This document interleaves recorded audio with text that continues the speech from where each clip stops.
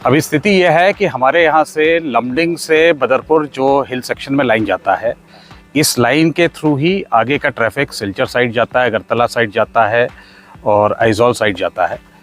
तो अभी हमारे लमडिंग बदरपुर सेक्शन में जटिंगा लमपुर स्टेशन जहाँ हम हैं यहाँ पे, वहाँ पे एक लैंडस्लाइड आ गया है, हिल का स्लाइडिंग हुआ है, वो ट्रैक पे आ गया है। उसकी वजह से ट्रैक ऑब्स्ट्रक्टेड है, पूरा रूट बंद है। तो जो 3 स्टेट्स हैं, मणिपुर, मिज़ोरम, त्रिपुरा, वहाँ का भी रेल लिंक बंद है फ्रॉम गुवाहाटी साइड। इसमें बहुत मैसिव लैंडस्लाइड हुआ है। 50,000 cubic metre of earth has been displaced.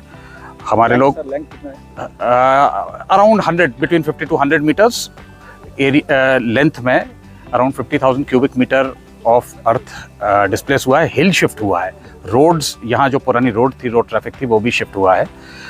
तो अभी हमारे साइट पे करीब 10 बुलडोज़र काम कर रहे हैं, एक्सकेवेटर काम कर रहे हैं। रात तक ये करीब 20 हो जाएंगे। बिल्कुल वॉर फुटिंग पे काम चल रहा है।